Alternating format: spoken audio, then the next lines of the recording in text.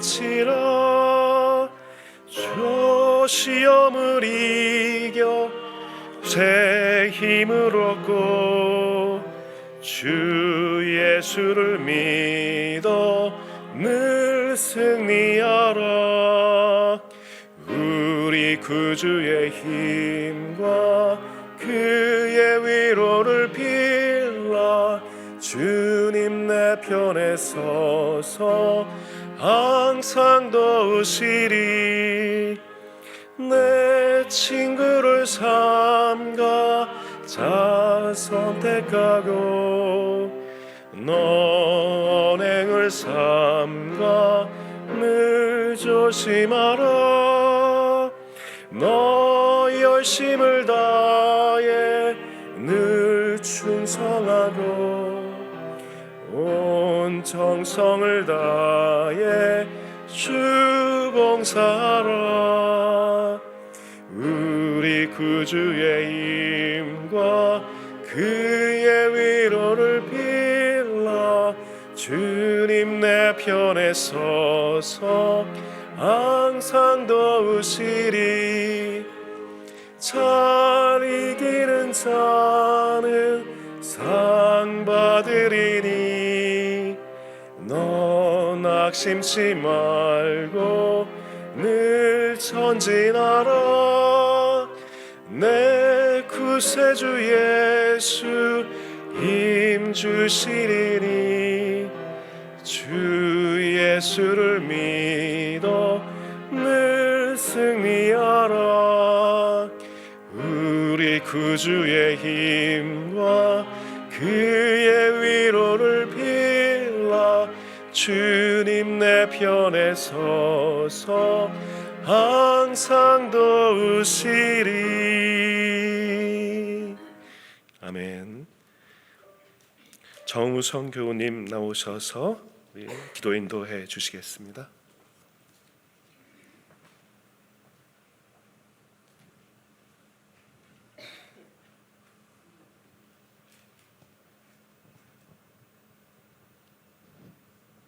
하나님 아버지, 생명과 시간의 창조자 하나님 아버지를 오늘 지금 이 시간 저희가 기억하며 찬양하며 예배합니다. 저희는 또 너무 많은 시간을 하나님이 존재하시지 않는 것처럼, 하나님을 모르는 것처럼 하나님을 잊고 살았음을 고백합니다. 저희의 감정과 기분과 이기심이 저희 삶을 이끌었고 불평과 원망과 두려움이 저희 삶을 주장하였습니다. 하나님 아버지, 나를 창조하시고 나를 사랑하시는 하나님 앞에 온전히 경외하는 마음으로 돌아와 서기 원합니다. 가장 겸손한 마음으로 하나님을 찬양하고 예배하는 것이 저희 삶의 이유이며 본질임을 기억하게 하옵소서. 저희 삶의 여정을 하나님께서 어떤 길로 인도하시든 저희는 온전히 하나님을 신뢰하며 의지하며 하나님과 동행하도록 도와주시옵소서. 하나님 아버지, 세상 곳곳에 분열과 전쟁의 소식이 있습니다. 평화를 위해 저희가 할 수 있는 일이 기도밖에 없습니다. 기도는 가장 무기력한 방법이 아니라 가장 강력한 방법임을 믿습니다. 어리석고 연약한 인간들을 긍휼히 여겨주시고 평화를 주옵소서. 전쟁으로 고통받는 이들을 위로하여 주시고 그들과 함께하여 주옵소서. 그들에게 실질적인 구원과 도움의 손길이 임하게 하옵소서. 하나님 아버지, 3월 새로운 학년을 시작하는 우리 어린이들과 청소년들과 청년들을 축복하여 주옵소서. 그들의 귀중한 하루하루 시간들이 하나님 안에서 꿈과 비전을 발견하고 그것을 향해 나아가는 견고한 발걸음이 되게 하옵소서. 저희 대학교회와 새로운 사역을 시작하시는 김선중 목사님과 유하영 전도사님을 축복하여 주옵소서. 두 분을 통하여 저희 대학교회의 가장 절실한 필요들이 채워지며 두 분 삶과 사역의 필요들이 채워지는 놀라운 일들이 이루어지게 하옵소서. 오늘 말씀을 전하시는 송요선 목사님과 함께하여 주시고 성령님께서 말씀 가운데 임재하시고 역사하셔서 하나님과 더욱 친밀해지기를, 예수님을 더욱 닮아가기를 저희가 서로 사랑하고 섬길 수 있기를 간절히 기도드립니다. 예수님의 이름으로 기도합니다. 아멘.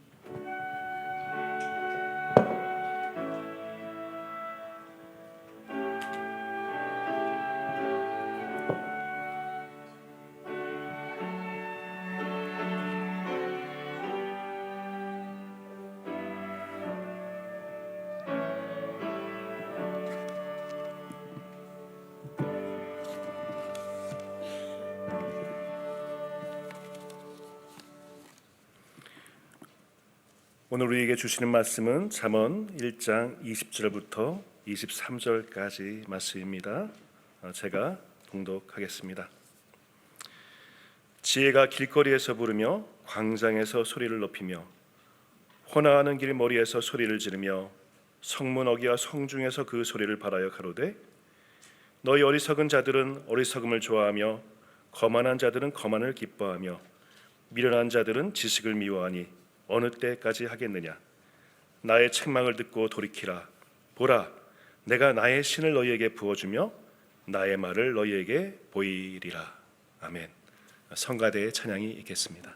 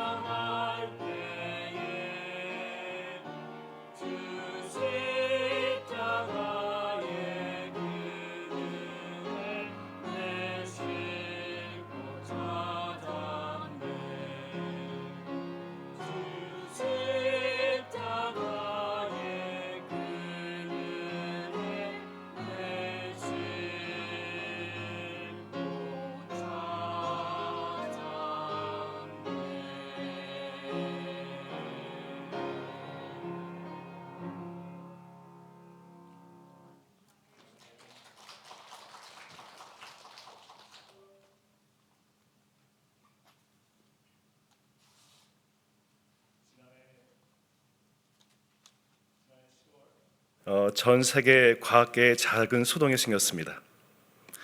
스웨덴 노벨위원회에서 노벨 생리학상 수상자를 발표를 했는데 정작 수상자와는 연락이 닿지 않는 것입니다.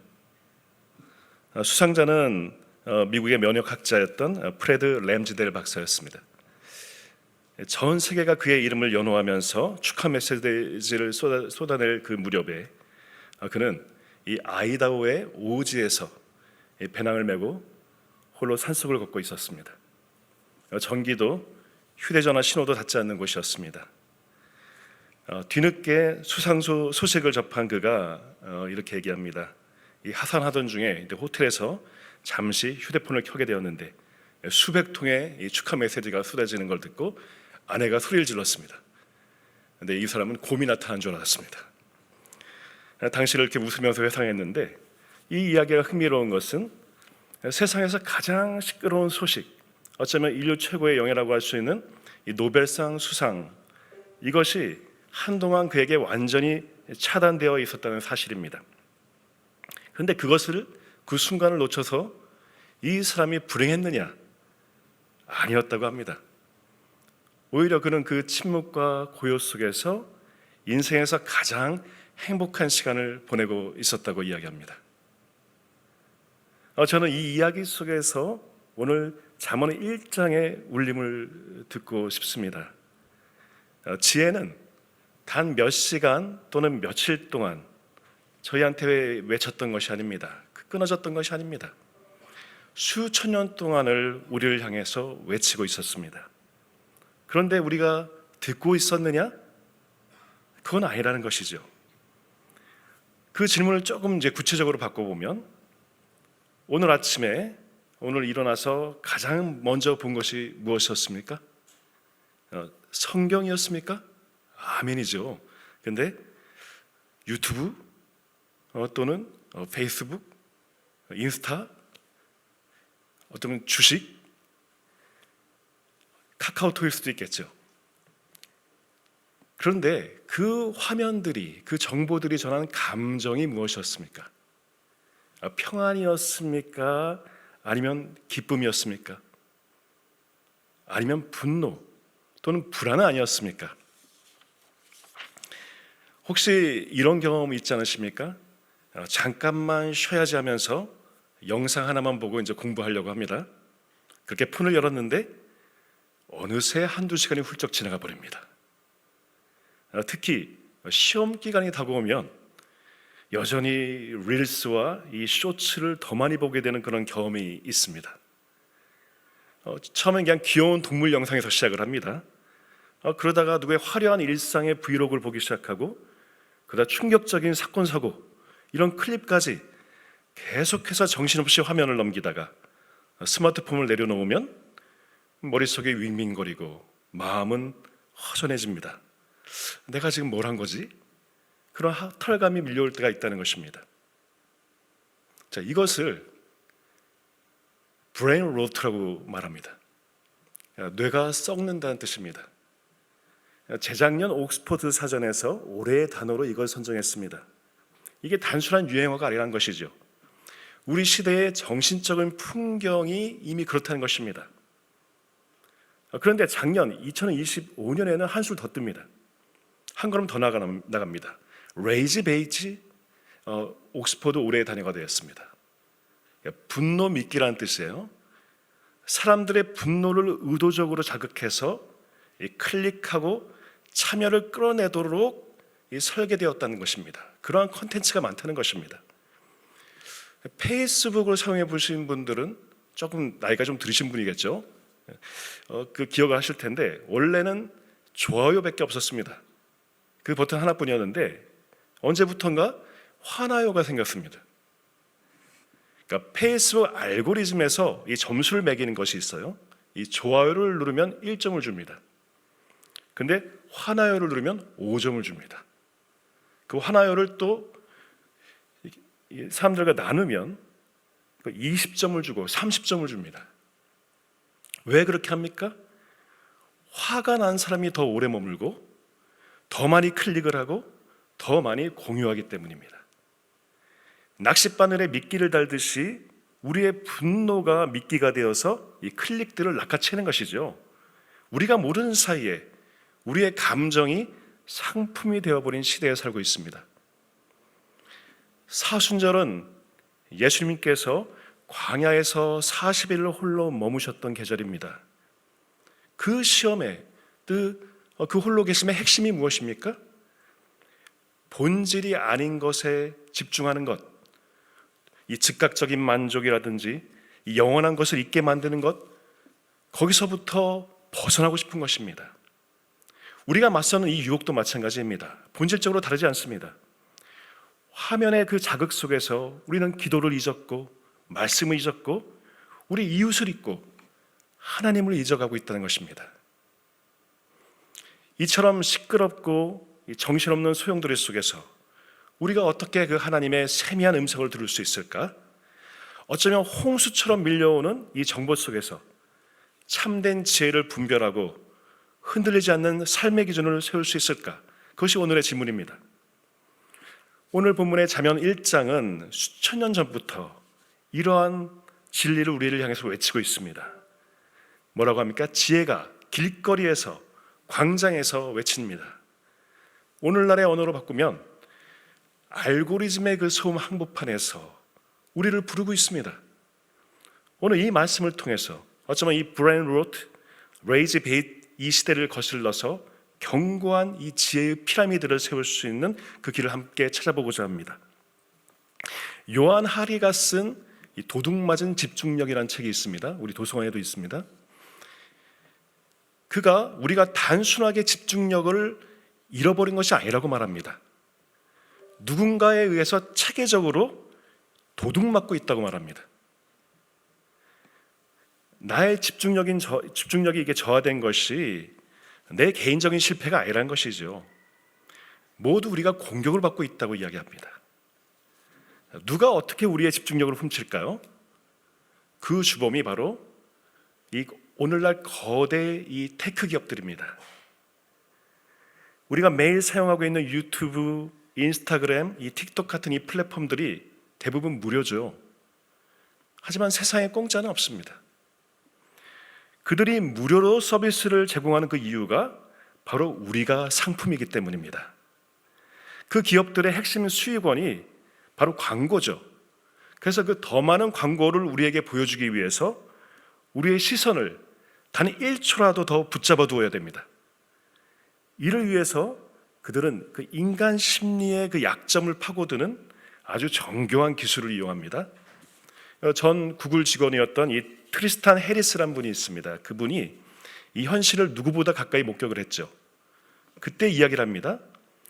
기업들에서는 세계적인 이 브레인들을 다 모읍니다. 그 머리 좋은 사람들이 뭘 하느냐? 어떻게 하면 사람들을 더 오래 붙잡아 둘 수 있을까? 이 고민을 하고 있답니다. 스마트폰을 잠시도 쉬지 않고 우리에게 알람을 보내고 있죠. 우리의 집중력을 흐트립니다. 이 콘텐츠는 끄지없이 이어집니다. 그걸 무한 스크롤이라고 하죠. 한번 스크롤하면 멈출 줄 모릅니다. 계속해서 우리의 도파민을 자극하는 그 알고리즘을 통해 가지고 우리에게 관심 있는 영상들을 제공합니다. 앞에서 얘기했던 그 레이지 베이트처럼, 이 분노 미끼처럼 우리가 무엇에 분노하고 무엇에 쾌감을 느끼는지를 학습해 가지고 더욱 자극적인 콘텐츠를 우리에게 노출시켜 줍니다. 그 결과가 참담합니다. 한 연구에 따르면 사무실에서 일하는 이 성인의 이 평균 이 집중력이 3분을 넘지 못합니다. 다른 일에 집중을 해야 돼요. 우리 대학생들은 65초를 넘지 못한다고 합니다. 중고생들은 19초입니다. 그때마다 대상을 바꾼다고 사실이 드러났습니다. 우리의 집중력이 산산조각 나고 있다는 것입니다. 깊이 있는 사고의 능력은 퇴화가 되었습니다. 관계가 단절되고 영적으로는 둔감해지게 됩니다. 우리가 잠시 스마트폰을 내려놓고 인터넷 사용을 중단할 수 있죠. 그걸 이제 디지털 디톡스라고 부르죠. 잠시 이 방독면을 쓰는 것입니다. 그런데 오염된 환경은 바뀌지가 않습니다. 이게 단순히 개인의 의지력의 문제가 아니란 것이에요. 우리의 집중력을 의도적으로 빼앗고 있는 그런 이익을 얻는 그런 구조가 있다는 것입니다. 바로 시대가 이렇습니다. 이러한 시대에 이 잠언 1장 20절과 21절의 말씀이 더욱 우리의 가슴을 울려준다는 것입니다. 우리 20절과 21절을 함께 읽어보겠습니다. 시작. 지혜가 길거리에서 부르며 광장에서 소리를 높이며 시끄러운 길목에서 소리를 지르며 성문 어귀와 성중에서 그 소리를 발하여 이르되. 지혜는 결코 숨어 있지 않습니다. 감춰져 있지 않습니다. 길거리에서, 광장에서, 시끄러운 길목에서, 이 오늘날로 말하면 우리의 SNS 그 알고리즘 속에서도 소리를 높이고 있습니다. 문제는 이 지혜가 말하고 있는 것이 아니라, 말하지 않고 있는 것이 아니라 우리가 듣지 못하는 것이지요. 도둑맞은 집중력으로는 그 외침이 들리지 않고 있는 것입니다. 그래서 22절이 이렇게 탄식합니다. 함께 읽겠습니다. 시작. 너희 어리석은 자들은 어리석음을 좋아하며 거만한 자들은 거만을 기뻐하며 미련한 자들은 지식을 미워하니 어느 때까지 하겠느냐. 혹시 우리가 모르는 사이에도 이 자극적인 세상의 흐름 때문에 진정한 지혜를 외면하고 있지는 않는지요? 집중력이 깨어져 있으면서 하나님의 말씀도 기도도 우리를 향한 그분의 세미한 음성도 들리지 않고 있는 것은 아닌지요? 그래서 우리는 의식적으로 이 거대한 흐름에 저항을 해야 된다는 것입니다. SNS의 그 알림보다도 먼저 성경을 펼쳐야 된다는 것입니다. 세상의 자극보다 먼저 침묵과 기도로 하루를 시작할 수 있어야 되는 것입니다. 도둑맞은 그 집중력을 찾기 위해서 영적인 싸움을 끊임없이 해야 된다는 것입니다. 하나님은 그분의 말씀에 집중하는 자에게 반드시 지혜와 평안 그리고 참된 만족을 부어주심을 믿으시기 바랍니다. 자, 그렇다면 이 혼란 속에서 우리는 어떻게 지혜의 목소리를 듣고 또 어떻게 참된 분별력을 회복할 수 있을까? 어떻게 하면 이 잠언이 외치는 그 지혜의 부름에 우리가 응답할 수 있을까? 이 질문에 대한 해답으로 브렛 맥크라켄이라는 분이 지혜의 피라미드라는 책을 썼습니다. 그 개념을 소개합니다.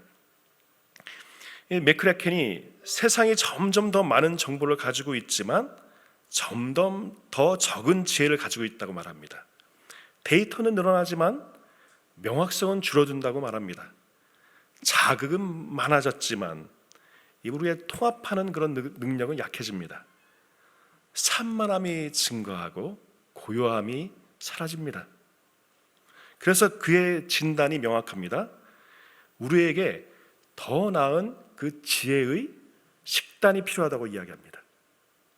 우리가 무엇을 먹느냐에 따라서 몸이 달라지듯이 우리가 어떤 정보를 섭취하냐에 따라서 우리의 마음과 영혼이 달라진다고 이야기하는 것입니다. 이 브렛 맥크라켄이 식품 피라미드에서 영감을 얻습니다. 이 아이디어가 무엇이냐면 식품을 한번 생각해 보세요. 여러분들 가장 밑에 피라미드의 밑에 가장 넓은 것이죠. 가장 많이 먹어야 되는 것이죠. 이 베이지를 형성하고 있는 것이 뭐야겠습니까? 우린 뭐 먹죠? 주로 라면 많이 드시죠. 라면, 햄버거, 패스트푸드. 자, 이렇게 먹어야 되는 것이죠? 아니죠. 잡곡류, 잡곡빵, 맛은 없지만 건강한 것들, 이런 것들이 중요한 음식이겠죠. 자, 그렇다면 이 꼭대기에 무엇이 있어야 됩니까?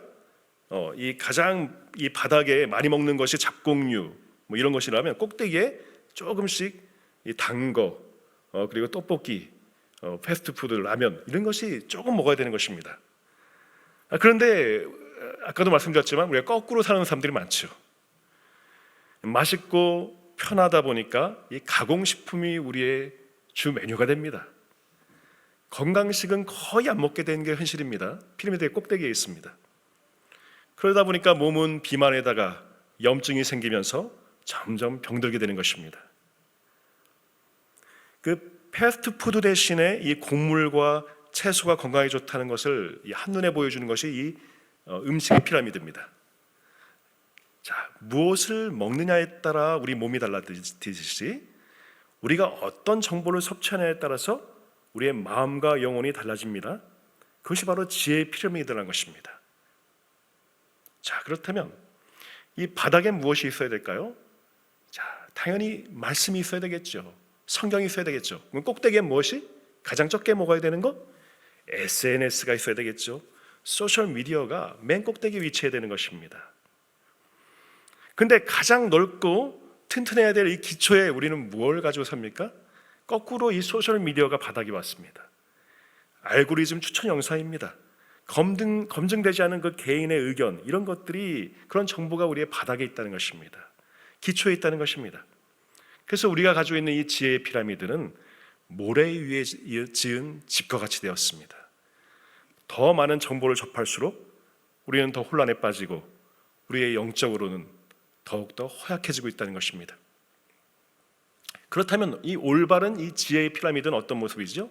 가장 아래 당연히 견고한 기초로 성경이 있어야 되는 것입니다. 하나님의 말씀이 있어야 되는 것입니다. 지혜로운 사람이 되려면 우리의 정보 섭취의 습관은 성경에서부터 시작이 된다 합니다. 성경은 우리의 확고한 기초가 되어야 되고 다른 모든 지식의 출처를 검증하는 기준이 되어야 한다는 것입니다. 왜 성경이 기초가 되어야 하는가? 성경은 영원 불변한 진리이기 때문입니다. 정보가 더덥고 신뢰하기 어려운 이 세상에서 성경은 이미 시대를 초월해서 그 진리가 증명이 되었습니다. 영원하신 하나님의 말씀이 되는 것입니다. 수십여 명이 함께 읽고 함께 묵상하고 보물처럼 여겨온 말씀입니다. 어쩌면 레이즈백과 같은 그런 알고리즘이 아무리 세상을 뒤흔들어도 흔들리지 않는 반석으로 우리에게 있는 것입니다. 이 성경은 단순한 정보의 집합이 아닙니다. 하나님께서 친히 자신을 드러내시는 계시이기도 합니다. 보여주시는 것입니다.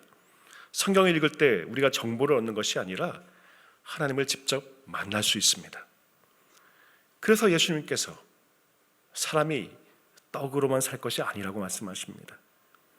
하나님의 입으로 나오는 말씀으로 살 것이라고 말씀하신 것입니다. 성경은 우리의 일용할 양식이 되는 것입니다. 어쩌면 여러분의 스마트폰 화면이 매일 아침에 우리의 뭔가를 먹이려고 하고 있죠. 정보를 주려고 하고 있죠. 하나님의 말씀은 그보다 더 훨씬 근원적인 배고픔을 채워주시는 영혼의 양식이 되는 것입니다. 그래서 A.W. 토저가 지혜를 영적 비타민이라고 이야기합니다. 비타민 자체가 어쩌면 몸을 다 채워주진 않죠. 하지만 그것 없이는 어떠한 영양소도 제 기능을 하지 못하는 것처럼 하나님의 말씀이 있어야 그 영적 비타민이 우리를 채워줘야지 우리는 다른 지식들을 소화할 수가 있고 삶의 지혜로 만들어갈 수가 있는 것입니다. 이러한 견고한 성경의 기초 위에 다른 지식들이 쌓이고 또 맨 윗부분에 조그맣게 적은 비중을 차지하는 것이 인터넷과 이 소셜 미디어가 되는 것입니다. 그래서 이 지방이라든지 기름기라든지 단 것이라든지 이 MSG 이런 것들 적게 먹을수록 좋듯이 SNS나 여러분들 소셜 미디어도 마찬가지입니다. 사랑하는 여러분, 이 사순절은 우리가 무엇으로 살아가고 있는지를 돌아보는 계절입니다. 예수님은 광야에서 40일을 오직 하나님의 말씀으로 버티셨습니다. 그리고 그 말씀으로 시험을 이기셨습니다. 우리가 지혜의 피라미드, 이 피라미드에서 어떻게 구성되어 있냐면 세상의 소음과 덧없는 정보들로 인해서 이 말씀이 기초가 되어야 된다는 것입니다. 그래서 잠언 1장 23절에서는 우리를 향해서 이렇게 외칩니다. 함께 읽어보겠습니다. 시작. 너희는 내 책망을 듣고 돌아서거라. 보아라, 내가 내 영을 너희에게 보여주고 내 말을 깨닫게 해주겠다. 이 한 절 안에 하나님의 놀라운 섭리가 들어 있습니다. 자, 먼저 슈브, 돌아섬입니다. 회개입니다. 정보를 더 쌓는 것이 아니라 방향을 바꾸라고 말하고 있습니다. 피라미드를 뒤집으라는 말씀이죠. 자, SNS가 기초였던 우리의 피라미드가 성경이 기초가 되도록 뒤집으라고 말하고 있습니다. 그 돌아섬이 있을 때에 하나님께서 루하흐, 그분의 영을 부어주신다고 말씀하십니다. 성령의 충만함을 주신다고 말씀하십니다. 그 성령의 충만함이 우리 안에 있을 때에 비로소 말씀이 깨달아질 것이라고 이야기하고 있습니다. 회개가 먼저이고 그 다음에 성령이 그 깨달음의 결과가 그 다음에 따라온다는 것입니다.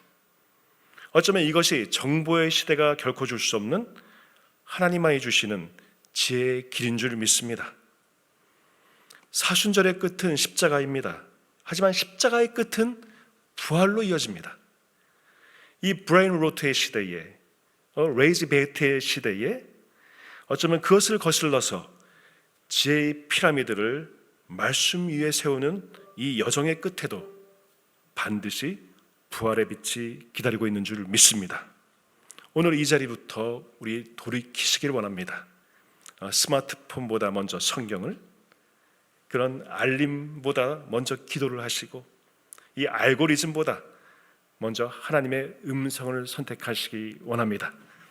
그 선택이 쌓일 때에 우리의 삶은 지혜의 피라미드 위에 굳건히 세워질 것입니다.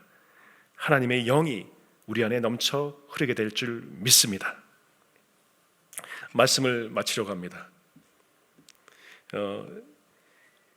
우리가 브레인 로트와 레이즈 베이트라는 이 두 단어로 이 영적 위기를 진단했습니다. 이 소음 가운데서도 우리는 지혜를 들어야 된다고 말씀했습니다. 아주 이 설교와 잘 맞게 계속해서 소음이 들리고 있죠. 그런 가운데서 이 지혜의 말씀을 전하려고 노력을 하고 있습니다. 근데 이 브레인 로트란 말이 신조어가 아닙니다. 170년 전에 먼저 사용한 사람이 있었습니다. 헨리 데이빗 소로우라는 사람입니다. 그의 책 월든에서 그는 이렇게 시대를 통탄합니다. 영국에서는 이 감자 썩는 병, 이 포테이토 롯, 그것을 치료하기 위해서 온 나라가 들썩이고 있는데 그보다 훨씬 치명적인 병, 이 머리 썩는 병, 이 브레인 로트를 치료하는 사람은 하나도 없다라고 얘기합니다. 당시에 이 산업화와 물질주의가 만연했던 시대였죠. 사람들의 정신이 피폐해져 가고 있었다는 것입니다. 지성이 무감각해져 가고 있다는 것이죠. 그걸 이미 19세기에 경고를 했던 것입니다. 이 헨리 데이빗 소로우는 그의 답을 월든 호숫가에서 찾았습니다. 문명의 소음을 내려놓고 의도적으로 삶의 본질 앞에 서는 훈련을 했던 것이죠. 이 월든에 이런 비유가 나옵니다. 어떤 여행자가 이 소년에게 자기 앞에 늪 바닥이 단단한지를 물었습니다. 소년은 그렇습니다 라고 대답했습니다.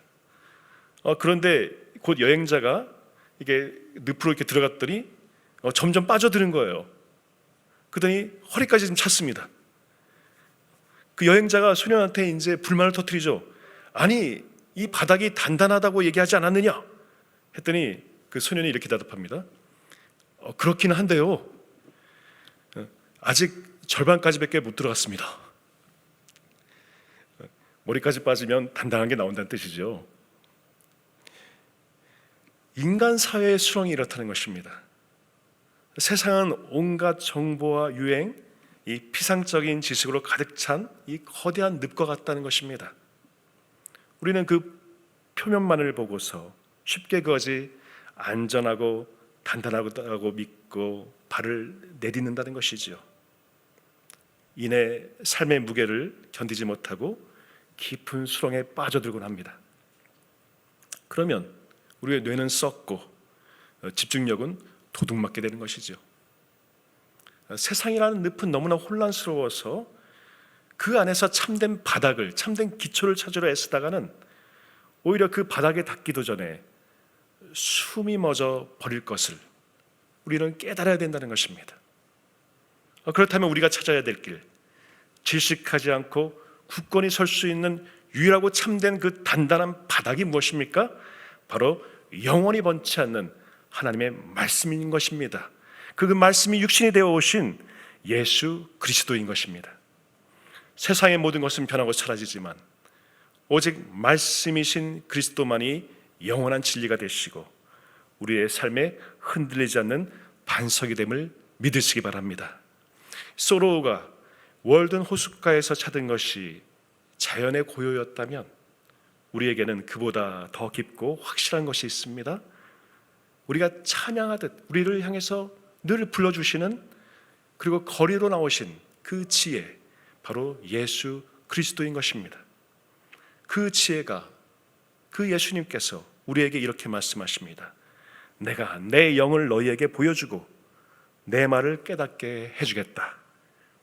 돌이키는 자에게는 하나님께서 반드시 그분의 영을 샘물처럼 부어주심을 믿으시기 바랍니다. 알고리즘이 우리의 분노를 설계하고 집중력을 빼앗아가는 이 시대에서 하나님은 여전히 우리에게 성령을 쏟아 부어주시기를 원하십니다. 세상이 우리를 비우려고 할 때 하나님은 우리를 채워주시려고 하고 계십니다. 사순절의 끝 십자가가 있습니다. 그 십자가의 끝은 부활입니다. 지혜가 되신 예수 그리스도께서 십자가에서 죽으시고 무덤에서 일어나십니다. 브레인 로트의 시대를 거슬러서 말씀 위에 삶을 세우는 이 여정의 끝에도 반드시 부활의 빛이 기다리고 있음을 믿으시기 바랍니다. 우리의 오늘 하루가 스마트폰보다 말씀으로 먼저 시작될 때에 하나님의 영이 우리 안에 샘처럼 솟구쳐 흐를 것입니다. 지혜는 오늘도 노래하듯이 우리를 부르고 있습니다. 그 부르심에 응답하는 삶, 말씀이 기초가 되고 지혜가 되는 그 삶이 우리에게 있기를 주님의 이름으로 축원합니다. 기도하겠습니다. 은혜와 지혜의 하나님, 혼란한 정보의 홍수와 끊임없는 자극의 유혹 속에서 변치 않는 주님의 말씀을 들려주시니 감사합니다. 이제 세상의 소음과 분주한 마음에서 돌이켜 주님의 세미한 음성에 귀 기울이게 하여 주옵소서. 먼저 말씀을 펼치게 하시고 기도의 자리에 서게 하시며 우리의 삶의 기초가 세상의 정보가 아니라 하나님의 말씀 위에 굳게 세워지게 하옵소서. 그 말씀을 묵상하며 주님의 뜻을 분별하는 지혜를 허락하시고 주님께서 부어주시는 성령의 은혜로 이 혼란한 시대를 믿음으로 살아가게 하옵소서. 지혜의 근원 되신 예수 그리스도의 이름으로 기도드립니다. 아멘.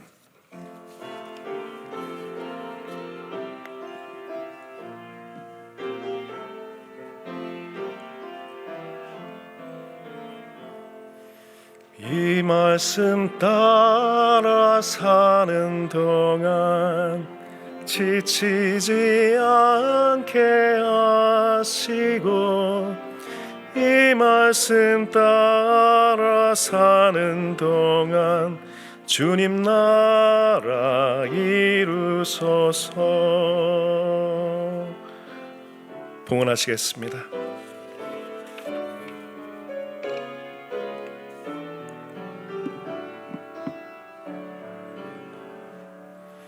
내게 있는 모든 것을 아낌없이 드리네. 사랑하고 의지하여 주만 따라 살리라. 주께 드리네.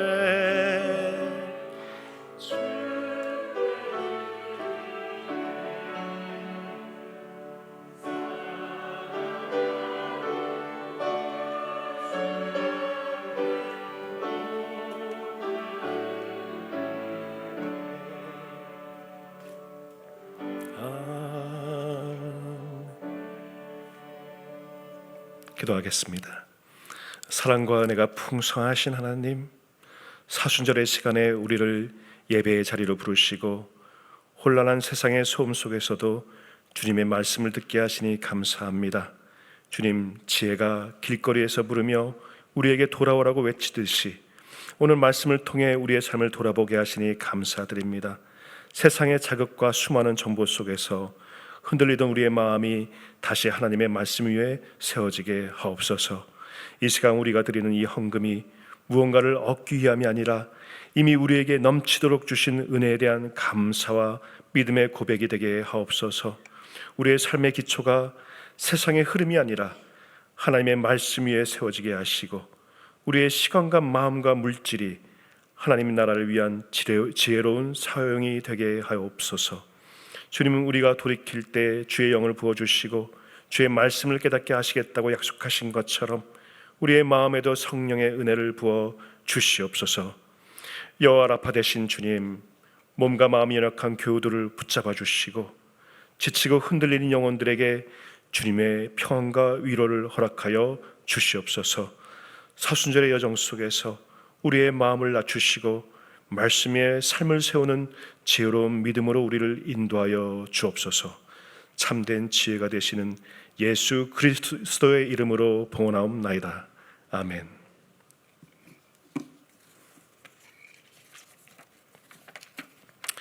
성도의 교제 시간입니다. 오늘 예배에 나오신 모든 분들 그리고 유튜브로 참여하시는 모든 분들 주님의 이름으로 환영하며 축복합니다. 우리 좌우에 계신 분들과 인사하겠습니다. 잘 오셨습니다. 축복합니다. 사랑합니다.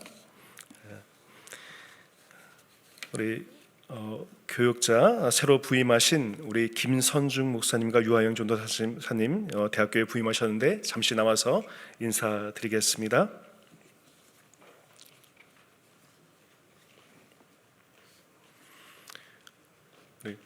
김선중 목사님 지난주에 인사하셨는데 이번 주 또 다시 인사드립니다. 그리고 우리 유하영 전도사님 앞으로 우리 교회 그리고 교목실을 함께 섬겨 주시게 되었습니다. 큰 박수로 격려해 주시기 바랍니다. 예, 앞으로도 계속 기도해 주시고 커피도 많이 사주시고 밥도 사주시고 굉장히 환영합니다. 그리고 대학교에 장학생 신청이 있습니다. 오늘까지 신청을 받습니다. 여러분 대학교의 홈페이지 참고하셔서 신청하시기 바랍니다. 그 4번에 사순절 교직원 성경 공부가 있습니다. 누구랑 오셔도 환영하고 있으니 성서와 미술 세미나 그리고 이제 바흐의 마태순환곡을 함께 듣는 그런 세미나를 진행하고자 하니 신청해 주시면 함께 참여해 주시기 바랍니다.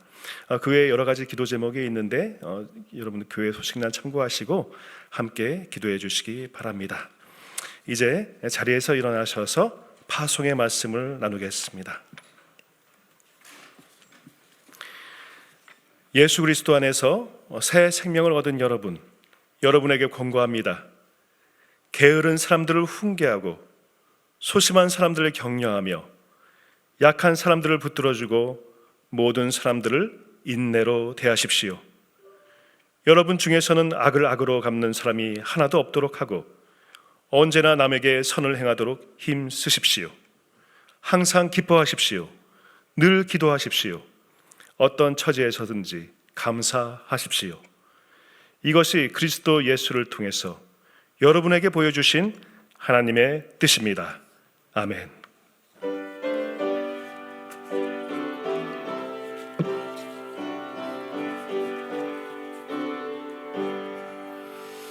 나의 갈 길 다가도록 예수 인도하시니 내 주 안에 있는 긍휼 어찌 의심하리요. 믿음으로 사는 자는 하늘 위로 받겠네. 무슨 일을 만나든지 만사형통하리라. 무슨 일을 만나든지 만사형통하리라. 나의 갈 길 다가도록 예수 인도하시니 어려운 일 당한 때도 족한 은혜 주시네.